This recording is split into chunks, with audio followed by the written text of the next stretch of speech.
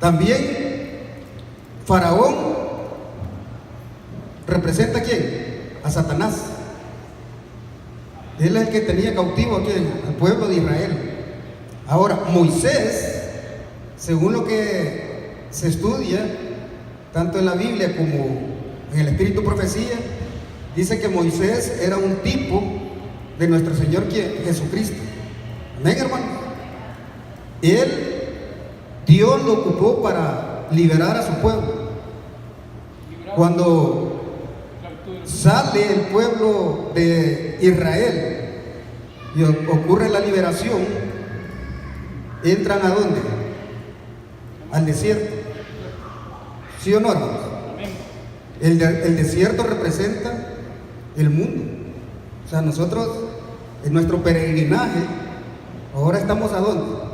En el mundo. Y el Señor llevaba al pueblo de Israel ¿hacia dónde, hermanos? Hacia la Canaán terrenal. Estamos hablando del Israel literal. Entonces hay un paralelo con el Israel espiritual. El Israel espiritual fue liberado ¿por quién? Por nuestro Señor Jesucristo, cuando Él vino a morir en la cruz del Calvario por todos nosotros. ¿Sí?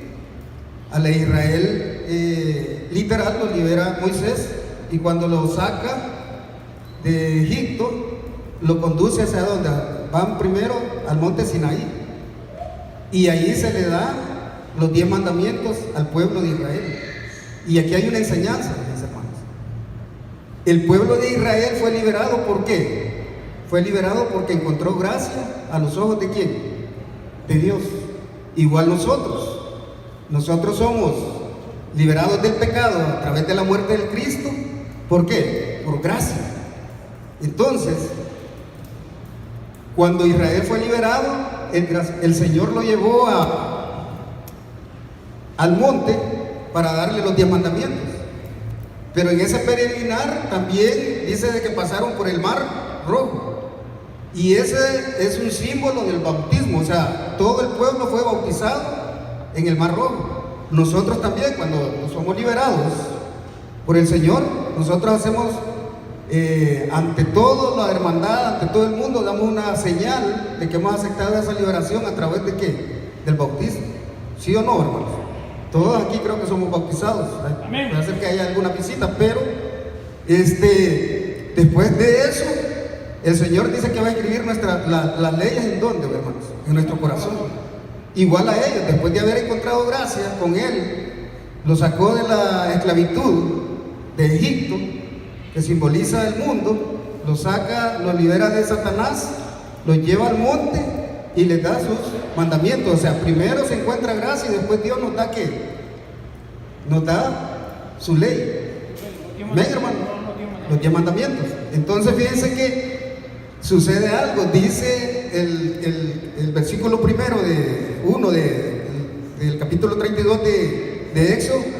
Dice: viendo el pueblo que Moisés se tardaba en descender del monte, se acercaron entonces a Aarón y le dijeron: levántate, haznos dioses que vayan delante de nosotros, porque a este Moisés, el varón que nos sacó de la tierra de Egipto, no sabemos qué le haya acontecido.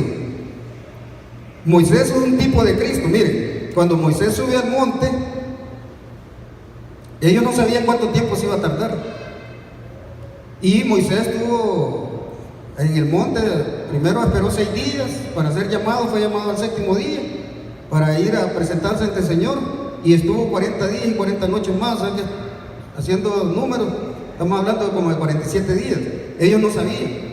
Entonces cuando él se fue y empezaron a ver que pasaban los días, ellos empezaron a desesperar, porque veían un Moisés, un líder, y ellos andaban por fe, pero cuando veían a su líder al frente, cuando ellos vieron que ya se tardaba, vinieron y empezaron a sentir la ausencia, y no estaban acostumbrados a tener la fe que tenía Moisés, porque lo que hizo Moisés, abandonar toda la grandeza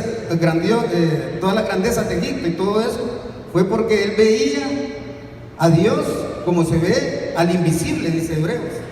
O sea que no necesitaba ver, a pesar que había estado en un mundo de idólatras, él por fe sabía que un Dios que era un Dios que, hermanos, invisible. Nuestro Dios es un Dios invisible. Por eso es que en los mandamientos, en los primeros 2 mandamientos, Él nos pide que nosotros no hagamos ninguna representación de Él. Porque cuando Moisés fue junto con Aarón, ellos no vieron ninguna imagen. Por eso el Señor no quería que hicieran ninguna imagen. A Dios no se le puede representar con nada, hermano. A Él le ofende eso. Imagínense que este pueblo pide que se le haga un becerro de oro. Dice el espíritu de profecía. Imagínense qué ofensa para Dios compararlo con un becerro. ¿Por qué? Porque ellos venían de la tierra de Egipto, donde adoraban a los toros, hermanos. Había un dios que se llamaba el dios Apis.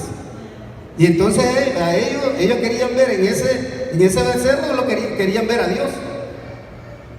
Entonces a Dios esas cosas no le agradan, le ofenden, eso, y se convierte en idolatría. ¿Por qué?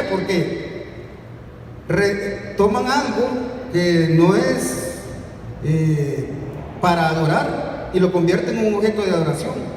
Eso es idolatría.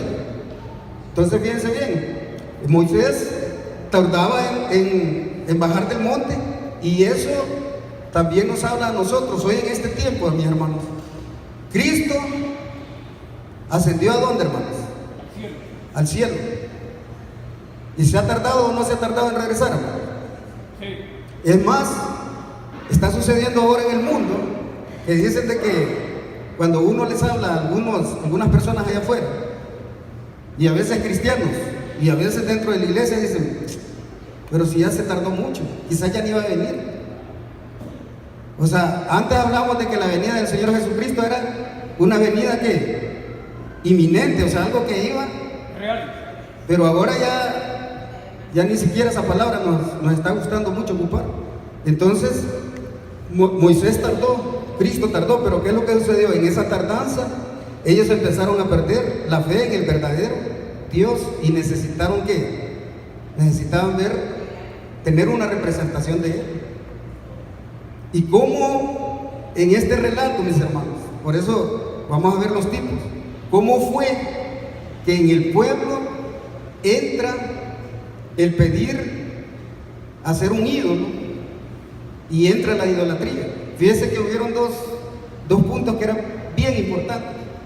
Uno, dice que cuando el pueblo de Israel salió, dentro del pueblo venía una multitud. El espíritu de profecía le llama, la Biblia le llama la multitud, pero el espíritu de profecía le llama la multitud mixta. Y la multitud mixta la define como a todas aquellas personas que salieron de Egipto, que Dios, por su gracia y haciendo uso de la sangre que pusieron en el dintel de las casas, por la sangre del cordero, se salvaron de las plagas y hicieron alianza con algunos israelitas, se casaron, o algunos egipcios se creyeron y aceptaron por fe de que no les iba a pasar nada, porque eran protegidos por la sangre de ese cordero que representa a Cristo. Todas esas personas que salieron de allí, la sierva del Señor le llama a la multitud mixta.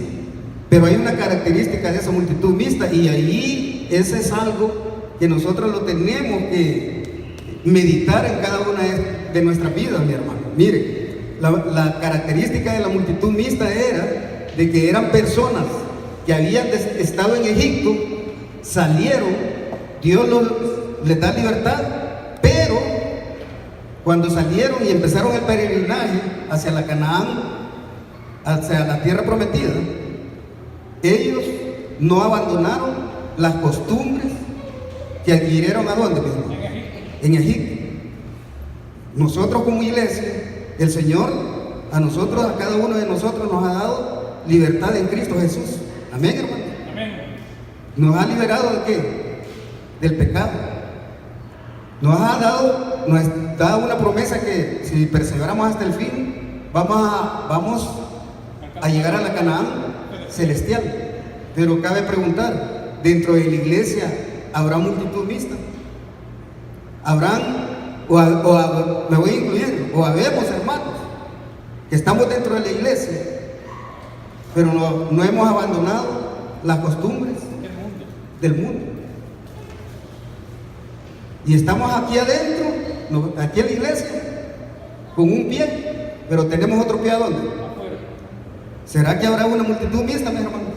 ¿Qué piensan ustedes? Fíjense que si ustedes se recuerdan, los evangelios nos hablan del trigo y la cizaña. Nos hablan de qué? De los corderitos y de las cabritas. O sea, siempre ha habido dos grupos, uno para salvación y otro para muerte eterna. Entonces, el pastor decía ayer de que el éxodo lo vive cada uno de nosotros. Cada uno de nosotros tiene un éxodo en nuestras vidas. La iglesia tiene su propio éxodo. Amén, hermano. Fíjense que cuando el pueblo de Israel salió de Egipto, una de las cosas que el Señor les dio fue que les hizo que cayera del cielo. ¿Qué les hizo que cayera del cielo para que ellos se alimentaran? Maná. Y en ese peregrinar dice que esta multitud mixta también, cuando ustedes leen, empezó a murmurar que querían, ¿qué querían comer, hermano? Carne. Y tenían ganas de comer carne, y el Señor les mandó por un mes codornices hasta que por la nariz de la día. O sea, porque al Señor eso le molestó. Entonces, fíjense, a la iglesia adventista, en los tiempos antiguos, cuando el pueblo andaba extraviado, mis hermanos, ¿qué es lo que hacía el Señor? Fíjense que cuando el pueblo no sabía qué hacer y andaba extraviado, le mandaba un profeta. Y a nosotros como adventistas, después del Chaco de 1844, cuando el pueblo empezó, que no sabía qué hacer, empezaron a caminar, empezaron a pedir a Dios. ¿Y qué es lo que sucedió, mis hermanos? A nosotros se nos dio, y no me gusta decir esta palabra porque a ella no le gustaba, pero en ese tiempo surgió la sierva del Señor. ¿Sí o no, hermanos? Lo que nosotros le decimos el espíritu de ¿qué? De profecía. Y cuando la iglesia, hace poco decía el pastor esto, la iglesia como iglesia fue organizada en el año de 1863. ¿Sí o no, hermano? No fue en 1844. En 1863 se organizó como iglesia. Ahora, inmediatamente después, un par de meses más adelante de haberse organizado, se le dio la primera visión a la hermana de Huay acerca de la reforma pro salud. ¿Y saben qué se le indicó a ella? Se le indicó que debía de ir quitando ciertas comidas que no eran de provecho para nuestro cuerpo. Y una de esas cosas fue la carne. Ahora, ¿por qué les digo esto? Acá en la iglesia, cuando se exhorta, se sugiere a los hermanos, mire, evite de comer carne, no coma esto, no tome aquello, se está dañando el cuerpo. Porque Dios, a través de su sierva, indicó a su iglesia que deberíamos de tener una alimentación sana. Pero cuando alguien se sube a esta plataforma y empieza a hablar de eso, muchas veces lo empiezan a señalar como extremista, como que por no comer carne nos vamos a salvar. O sea, lo mismo que hizo el pueblo en aquel tiempo. Dios les dio maná y ellos ¿qué querían? Al pueblo le manda un mensaje de reforma pro salud, y cuando se habla de eso, hay mucha gente que no le gusta. Pero yo les voy a pasar un dato interesante. Miren, a veces, y hay que reconocerlo como líderes, muchas veces uno comete errores. El que coma una persona carne o no coma, no la hace más buena que la otra persona. Y les voy a decir esto, miren, ¿saben cuántos años tardó la hermana Huay después de que se le dio la reforma pro salud y se le habló de que eliminara las carnes. ¿Cuánto tiempo creen ustedes que tardó ella en eliminar la carne de su mesa? ¿Cuánto tiempo creen, hermano? Dígame un número. ¿Cuánto tiempo creen? Así sin pena, dígame un número. ¿Cuánto? 5 años. Vaya, 5 años. ¿Otro número? ¿Cuánto? 1 año. Bueno, muchos podríamos decir 5 años, 1 año. Miren, y es otra cosa que quiero invitarlos. Miren, hermanos, esta es una semana de Espíritu Profecía. Yo los invito a que lean el Espíritu Profecía. El Espíritu Profecía nos fue dado a nosotros como una luz menor para ir a una luz mayor. ¿Qué es lo que significa eso? Que algo que no entendamos, nosotros lo leemos y ella amplía, pero nunca sustituye la Biblia, jamás va a sustituir la Biblia. Fíjense que ella, desde que se le dio la visión acerca de la reforma pro salud y que evitara de comer carnes, ella tardó 31 años en quitar la carne de su mesa. 31 años. Pero ustedes podrán decir tanto, y uno a veces cuando viene aquí, mire, quítese la carne, no tome Coca-Cola, deje de estar comiendo pollo campero, ya no vaya a Don Pollo, cosas de esas, pues. Y la gente dice, pero ¿y cómo me quito si a mí me gusta eso? Mire, tal vez pidámosle a Dios, al Espíritu Santo, que nos ayude para que nos quite todas esas cosas. Pero lo importante de esto, hermanos, así, la hermana tardó 31 años. A ella se le había dado la visión. Cualquiera pudiera pensar de que desde el momento que le dio, ya ella no comió carne. No, hermano, ella era una persona de carne y hueso como nosotros. ¿Sí o no, hermano? Era una persona, era un instrumento de Dios. ¿Saben lo lindo de esto? Es de que ella empezó a querer quitar la carne de nuestra mesa. ¿Qué es lo que pasa con nosotros? A nosotros nos dicen, mira, hermano, esas cosas no las debería comer, las debería evitar. No, dice, sí, esto, ¿cómo que?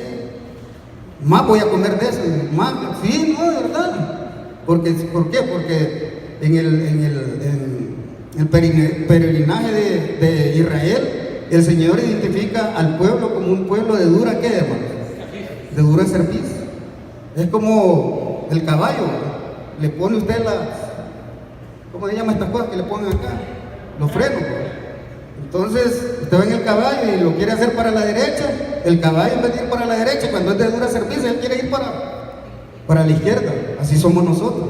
O sea, Dios quiere muchas cosas para nosotros buenas, pero no, Dios nos dice, mire, váyase por acá, no, yo por aquí me voy a ir. Somos rebeldes.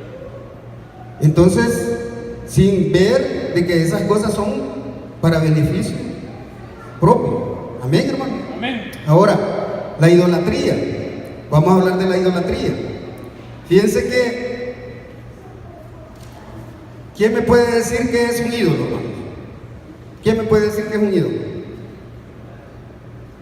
es cualquier cosa que usted, ya sea persona,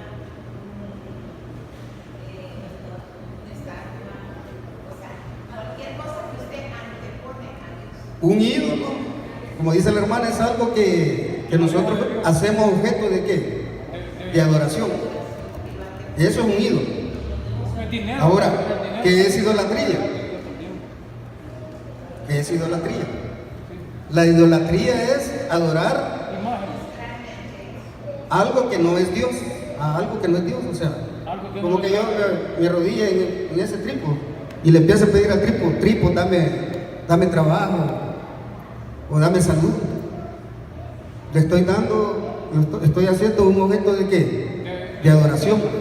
Esa es la idolatría y es lo que significa un ídolo. Ahora,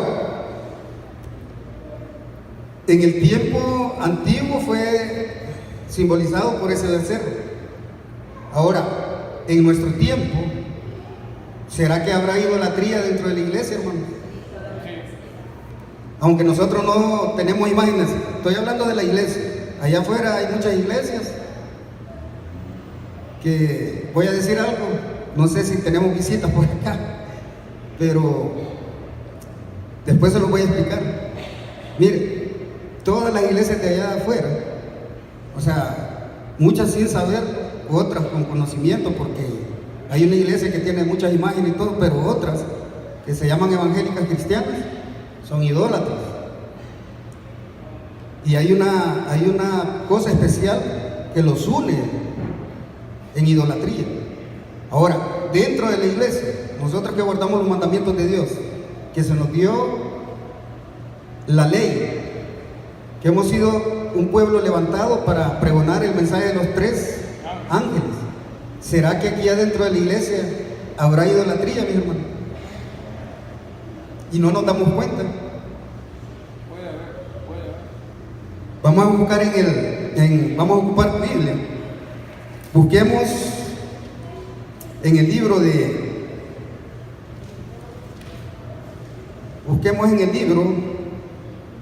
Efesios 5:5. Si quieren anoten las citas porque son varias, pero ustedes las pueden estudiar. Efesios 5:5 dice de la siguiente forma: porque sabéis esto, que ningún fornicario o inmundo o avaro, que es idólatra, tiene herencia en el reino de Cristo y de Dios. O sea que una forma de idolatría hoy en nuestro tiempo, que es el ser que avaro, fornicario. Fíjense bien, Filipenses 5:9 nos dice: el fin de los cuales será la perdición, cuyo Dios es el vientre y cuya gloria es su vergüenza, que solo piensan en lo terrenal. Aquí está diciendo que es un Dios ahí, el vientre. El vientre. Fíjense, la idolatría en la Biblia, mis hermanos, es adulterio espiritual. Ahora, tener otros dioses aquí dentro de la iglesia es transgresión de la ley. Y muchas veces estamos acá y nosotros no nos damos cuenta que somos idólatras. Y hay que tremendo. Por eso el Señor nos invita a que estudiemos la palabra de Él y que ocupemos los escritos proféticos, hermanos. Fíjense que hoy en estos tiempos modernos hay varios tipos de idolatría y les voy a decir cuáles pueden ser: el dinero, el trabajo, el egoísmo, la justicia propia, posición social, secularismo, independencia de Dios, crítica. Y luego, una de las cosas también que es idolatría es no estudiar la palabra del Señor. Fíjense qué tremendo. Ahora, un día platicando con un sobrino que va a una iglesia evangélica, yo le decía: ¿no te has dado cuenta que aunque estás adorando a Dios, no sabes que sos un idólatra? Pero es que mira, tío, es que ídolos no pueden ser solo eso. Me empezó a decir unas cosas y me dijo algo así: todo aquello que ocupa el lugar de Dios en nuestra vida es un ídolo. Todo aquello donde mi pensamiento, mi cuerpo, donde está todo mi ser, todo aquello que ocupa mi atención y desplaza a Dios, mis hermanos, es un ídolo. Fíjense bien, es un ídolo. ¿Qué podrá ser un ídolo? Cuando yo andaba en el mundo, a mí me encantaban las mujeres, no les digo que no me encantan, pero hoy ya solo con una. Pero antes, olvídense, o sea, ¿y qué es lo que sucedía? Me hablaban de la palabra del Señor y me decían: hermano, vamos a la iglesia. Y yo decía: ¿cómo voy a dejar de tener 2, 3 mujeres? ¿Cómo voy a dejar eso? Entonces yo le daba el primer lugar a qué, hermano. A las mujeres, eso era mi ídolo. Otros podrán hacer el trabajo. Hey, ¿por qué no has llegado a la iglesia? No, es que tengo que trabajar. O muchas personas vienen acá y están acá ya y ya te vas, no te vas a quedar al culto. No, es que tengo que ir a terminar el trabajo allá ¿cómo se llama? La casa. Tengo que ir a adelantar. Otras personas que se les habla de la palabra del Señor, aceptan el mensaje, te dicen de que creen que el sábado es el día del Señor, pero cuando les decís que no puede trabajar en sábado, ¿qué es lo que prefieren, hermano? Trabajar. Entonces su ídolo es el que desplaza a Dios, desplaza a Dios. Y eso es idolatría. Ahora, el dinero. ¿Será que nosotros aquí dentro de la iglesia, y esto que voy a decir, mire, yo le quiero decir algo? Yo, hermano, soy un pecador, yo tengo miles de pecados. No soy una persona, es más, yo estoy aquí parado, hermano, predicándoles. Les estoy predicando por la gracia de Dios, mi hermano. Amén. Por esa gracia que no merezco, estoy aquí enfrente. Y ustedes que no están enfrente aquí y están sentados ahí, también están aquí, hermanos, sentados. ¿Por qué? Por la gracia del Señor. Por misericordia. No hay ninguno bueno, dice. Entonces esto que voy a decir no es para lastimar a nadie, para lacerar a nadie, para hacer sentir mal a nadie. Pero la palabra del Señor lo dice. Y se lo voy a leer. Fíjense, miren, les voy a leer este versículo. Dice, Mateo 6:24.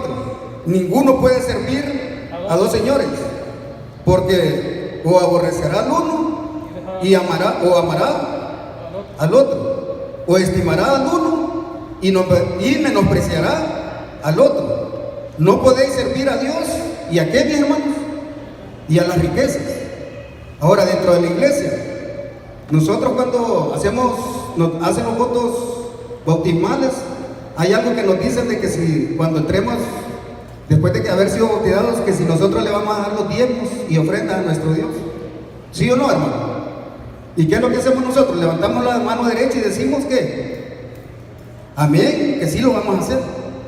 Pero ¿qué es lo que sucede? Cuando ya estamos dentro de la iglesia, tenemos un trabajo, Dios nos ha bendecido, porque estoy hablando de las personas que trabajan, no estoy hablando de las personas que no trabajan, estoy hablando de las personas que trabajan y pueden dar el tiempo. ¿Qué es lo que sucede?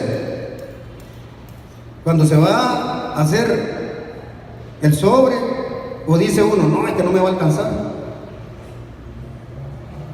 Y si el diezmo es pequeño, bueno, es bien fácil, pero ¿qué tal si te toca poner $1000 de diezmo? O 100. Y al ponerlos te quedan tal vez $10.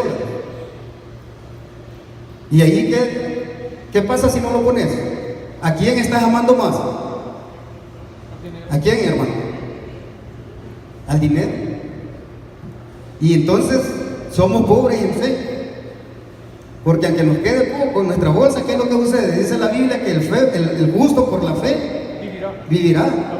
Y dice que sin fe es imposible agradar a Dios. Así es que si te van a quedar 5, pone tu diezmo y el Señor va a proveer. ¿Sí o no, hermano?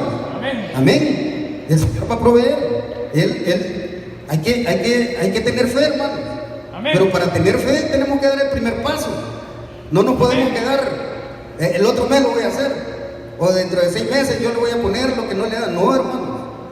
Sin fe es imposible agradar a Dios. Ahora, ¿qué otras cosas son idolatrías según el Nuevo Testamento? En Colosenses 3:5 nos dice así: haced morir pues lo terrenal en vosotros, fornicación, impureza, pasiones deshonestas, malos deseos y avaricia, que es, ¿qué, hermanos? Idolatría. O sea que según la Biblia, la fornicación, las impurezas, las pasiones desordenadas, los malos deseos y la avaricia, ¿qué son? Son idolatrías. Y cuando usted lee este versículo, amigo, yo cuando lo estaba leyendo me hizo recordarme los frutos de la carne. ¿Se recuerdan de los frutos de la carne, hermano? Dice que casi se parecen a lo que está diciendo aquí en Colosenses. Lo podemos buscar, creo que está en Gálatas 5:19, y dice de la siguiente forma: y manifiestas son las obras de la carne, que son adulterio, fornicación, inmundicia, lascivia, idolatría, hechicería, enemistades, pleitos, celos, ira, contiendas, disensiones, herejías, envidias, homicidios, borracheras, orgías y cosas semejantes a estas, acerca de las cuales los amonesto, como ya lo he dicho antes, que los que practican tales cosas no heredarán el reino de ¿qué, hermano? De Dios. Todas esas cosas, hermanos, son idolatría, y nosotros podemos estar dentro de la iglesia y poder creer y juzgar y señalar a personas de afuera porque se arrodillan ante una estatua, y nosotros nos damos cuenta que somos idólatras. ¿Sí o no, hermano? Miren, les invito también, hermanos, para que ustedes fortalezcan su fe. Hoy que vienen estas fiestas de Navidad, vayan a leer en el Hogar Cristiano el capítulo que dice la Navidad. Yo les voy a hacer una pregunta. ¿Es malo celebrar el nacimiento de Cristo? ¿Es malo celebrar el nacimiento de Cristo? Hermano dice ella que sí. Por allá mi hermana dice que no. Miren, celebrar el nacimiento de Cristo no es malo. No me vayan a confundir, después no me vayan a andar diciendo que el hermano Ricardo dijo que podemos celebrar la Navidad. No. Yo les estoy preguntando que si es bueno o malo celebrar el nacimiento de Cristo. Celebrar el nacimiento de Cristo es bueno. Es más, nosotros todos los días deberíamos de celebrar el nacimiento de Cristo. ¿A dónde? En nuestras vidas. Nosotros no necesitamos ninguna fecha para celebrar el nacimiento de Cristo. Todos los días lo deberíamos de celebrar. Amén. ¿Sí o no, hermano? Amén. Ahora, el Espíritu de profecía nos dice, bueno, en esta época, hablando de Navidad, es bien difícil, dice ella, no contagiarse. Y entonces, ella dice que celebrarlo como el mundo lo celebra, sí es malo. Y eso es idolatría, y ya le voy a explicar por qué. Miren, también ella nos dice de que en ninguna parte de la Biblia se nos dice el día y la fecha exacta del nacimiento de Cristo. ¿Y saben por qué lo hizo? Dice la sierva del Señor que no lo hizo así el Señor. Porque al igual que Moisés, cuando murió Moisés, nadie de los que estaban del pueblo supo dónde fue enterrado el cuerpo de Moisés. ¿Y saben por qué, mis hermanos? Porque a Moisés se le veía casi como que era un Dios. Y Dios no quería que fuera un objeto de adoración el lugar donde él iba a ser enterrado. Por eso él no permitió que se supiera dónde Moisés había sido enterrado. Ahora, en el caso de la Navidad, ¿por qué celebrarlo como lo celebra el mundo es malo? Miren, la sierva del Señor dice que nosotros podemos celebrar, ¿cómo? Podemos hacer una vigilia en nuestra casa, podemos tener un culto. Si nos vamos a regalar algo, dice que sean revistas, algo que edifique ¿qué? Nuestra vida. Si vamos a ir a un vecino y usted lo quiere, regálele una Biblia, regálele algo que lo haga llegar a Dios. Pero ¿qué es lo que sucede? Venimos nosotros y en vez de darle la honra y gloria al acontecimiento de que Cristo vino a morir aquí a esta tierra y se hizo hombre para ser la propiciación por nuestros pecados, en vez de darle la honra a Cristo, ¿qué es lo que sucede? Nos enfocamos en ¿qué, mis hermanos? En el día. Ya nosotros ya nos preguntamos, mira, y no hablamos del nacimiento de Cristo, sino que, mira, ¿y vos qué te vas a hacer el 24? Y hablamos del 24, hablamos de los regalos de Navidad, y hablamos quién va a llegar, y nos sentamos en la mesa, y hablamos de todo, pero menos del nacimiento de Cristo. Eso, mis hermanos, es idolatría. ¿Sabe por qué? Porque usted le está dando más relevancia al día que al acontecimiento de que Cristo nació, vino a esta tierra. ¿Sí se están dando cuenta, hermano? Claro que podemos reunirnos como familia, podemos tener un culto, podemos alabar al Señor, podemos compartir la palabra de Dios, podemos salir a la calle y darle de comer a alguien que no tiene. Eso agrada a Dios, pero a Dios no le agrada, dice, de que nosotros andemos gastando nuestro dinero en regalos que van a alimentar el yo, o sea, el ego, pues. ¿Sí me entienden? O sea, nosotros lo tenemos que celebrar no como lo celebra ¿quién? El mundo. Ahora, yo les decía de que la mayoría, además todos los evangélicos cristianos, con el respeto, porque allá también hay pueblo de Dios, ¿sí o no, hermano? Dice el Señor que tiene ovejas que no son de dónde, de este redil, y Él las tiene que traer, y esa es la misión de nosotros. ¿Sí o no, hermano? Tenemos que traer a estos hermanos. ¿Sí o no, hermano?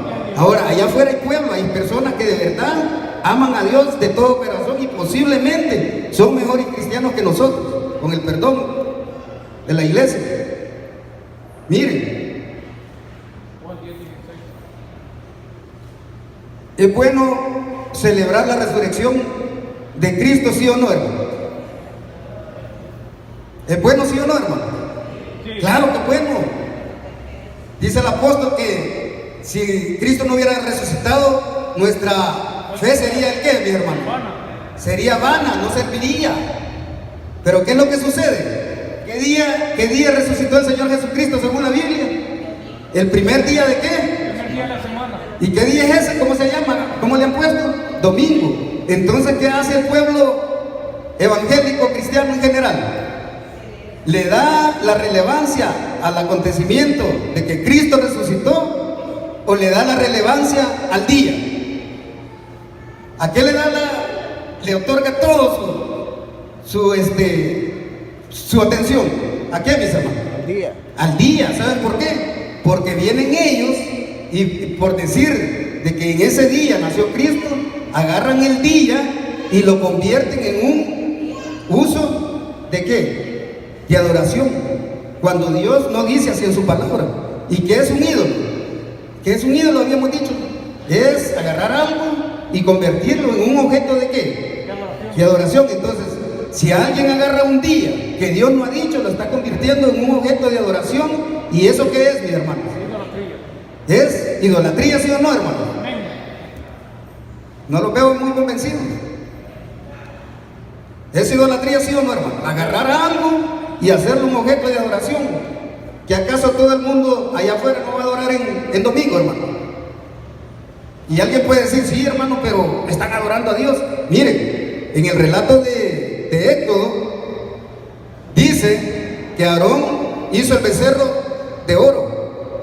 Y dice, en el versículo 5, dice, y viendo esto Aarón edificó un altar delante del becerro y pregoró a Aarón y dijo, mañana será fiesta. ¿Para quién?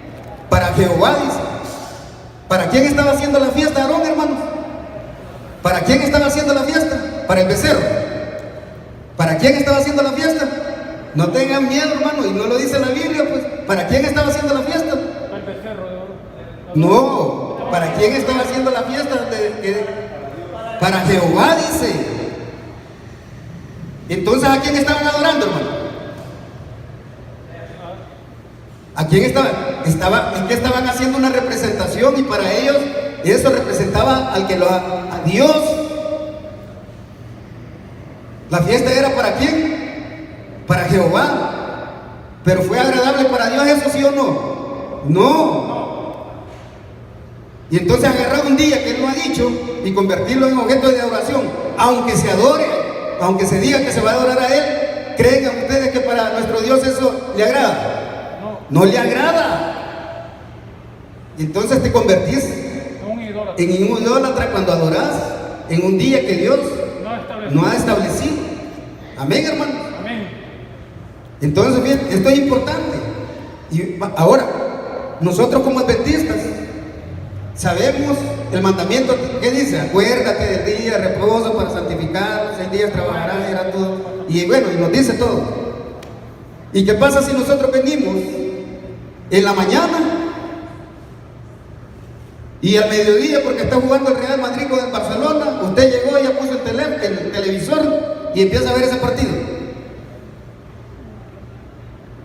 ¿Qué cree que está haciendo ahí, hermano? Idolatrando. Fíjense qué delicado es esto. Hay una historia que de Nadab y Abiú, dice de que Nadab y Abiú llevaron fuego extraño a Dios y Dios los consumió. O sea que ellos hicieron algo, un fuego común, lo convirtieron en ¿qué, hermano? En un fuego santo. Ahora nosotros como adventistas nos puede pasar eso, ¿no? Hay una historia en la Biblia, en Daniel, creo que es el capítulo 5, y nos habla acerca del rey Belsasar. ¿Qué fue lo que hizo Belsasar, hermano?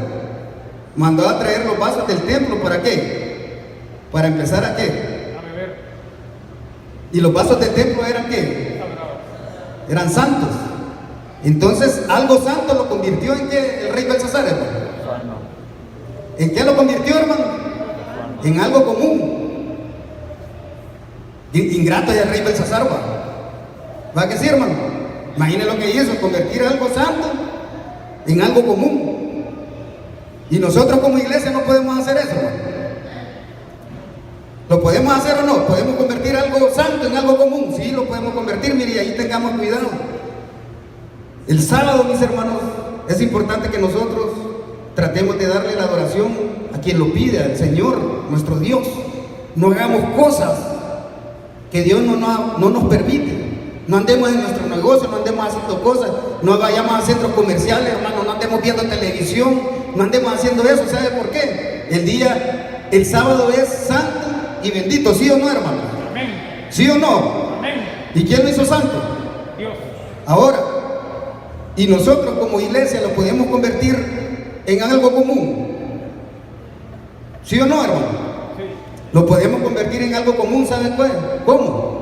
Cuando no lo guardamos como Dios nos lo pide que lo guardemos. Y les voy a decir algo, ¿por qué les estoy hablando del sábado? Porque dice la sierva del Señor que fue el sábado, si todo el mundo guardara el sábado como Dios dijo, dice que no habría ni un ateo, ni un idólatra. ¿Y por qué es que estamos hablando de esto? Miren, al fin del tiempo, mis hermanos, ustedes saben que en Apocalipsis nos habla que viene y se va a formar una imagen de ¿qué? De la bestia.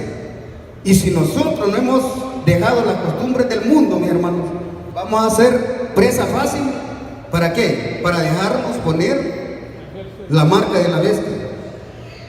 Ya para finalizar, mis hermanos, y esto que nos quede como reflexión, la idolatría entró por la multitud mixta, los que no habían abandonado las costumbres del mundo y entraron a la iglesia, y así va a ser para el fin del tiempo. Ahora, pero hay otro factor, y aquí es importante que abramos nuestros oídos, tanto como iglesia. Tal vez no tenemos un cargo, pero los que ocupamos un liderazgo dentro de la iglesia, esta es una amonestación, mi hermano. Miren, la idolatría, la apostasía, que es apostasía, entró por el mal liderazgo ¿de quién? De Aarón. ¿Por qué? Porque cuando a Aarón se le pidió que hiciera el becerro de oro, él fue complaciente ¿con quién, mis hermanos? Con el pueblo. ¿Sabe cómo le llama la sierva del Señor a los líderes de este tiempo? Los Aarones modernos, dice ella. Entonces, todo líder que tiene un puesto de responsabilidad y permite que por medio de complacer a la feligresía en sus deseos, de poner música que la iglesia no lo avala, la vestimenta, cuando se arma plataforma y el líder dice sí, pase, no hay problema. De esa forma entra la apostasía dentro de la iglesia por un mal liderazgo. Nosotros tenemos que ser fieles a Dios antes que a los hombres, aunque nos vean, nos critiquen o nos señalen. Y esta noche también no me quiero bajar porque el Señor me está. Miren, hermanos, cuando vengamos al templo y pasemos a plataforma, por favor, seamos decorosos y respetuosos y reverentes en la forma que vestimos, mi hermano. Muchas veces He oído que dicen, ¿y a dónde dice la Biblia que tenemos que vestirnos así? ¿Y a dónde dice que me tengo que quitar eso? ¿Y a dónde dice eso? Mira, hermano, a veces nosotros entendemos mal las cosas porque entendemos mal el concepto. La vestimenta es un fin o es un medio, mis hermanos. La vestimenta es un fin o es un medio. Cuando nosotros venimos aquí a la iglesia, cuando les digo un fin es, ¿será que la vestimenta será un fin de salvación? ¿O es un medio? Miren, la vestimenta no es un fin o algo que nos va, que por medio de eso vamos a alcanzar salvación. La vestimenta es un medio para darle honra y gloria a Dios. Amén, hermano. Si tú vienes aquí y te presentas vestido como quieres, ese es el Dios que tienes aquí. Pero si con tu vestimenta le muestras reverencia, le muestras respeto, le muestras agradecimiento, igual con la comida. ¿Será que el no comer ciertas cosas que, claro, están avalados por Dios? Fíjense bien, no estoy hablando de animales inmundos, estoy hablando de animales limpios, pero que el Señor nos invita a que lo quitemos. ¿Será que el no comer esas cosas es un fin? No, es un medio. ¿Para qué? Para glorificar a Dios. Amén, hermano. Entonces, la sierva del Señor dice de que si nosotros no empezamos a abandonar las cosas del mundo, cuando se dé el enemigo forme la imagen de la bestia, vamos a ser presa fácil para que nosotros nos pongan la marca de la bestia. Y eso es lo que el Señor nos está pidiendo, hermano. Consagrémonos. Miren, fíjense que la oración, y esto es algo importante. Miren, estudiando este tema, quiero preguntarles, tal vez les quiero compartir este versículo que yo lo había leído, Deuteronomio, había estudiado Patriarcas y Profetas, y yo no lo había visto. Cuando fue el pecado de Israel y Moisés bajó del monte y vio el ídolo, quebró las tablas, destruyó el ídolo, y los levitas, a orden de Dios, mataron al pueblo, como 3,000 gentes.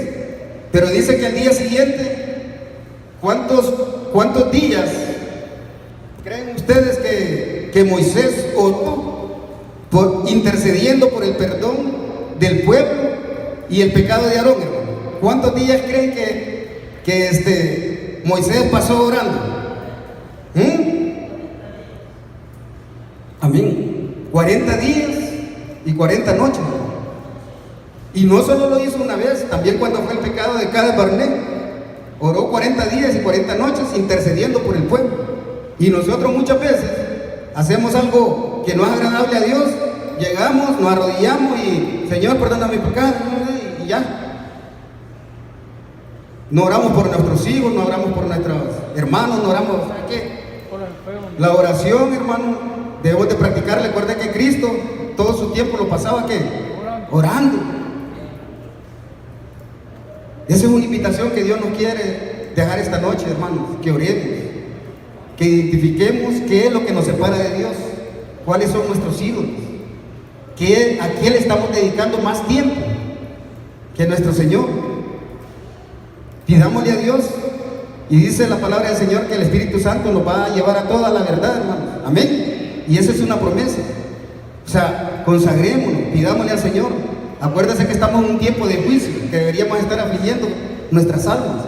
Cristo está intercediendo en el santuario celestial. Moisés intercedió por el pueblo. Moisés es un tipo del Señor Jesús.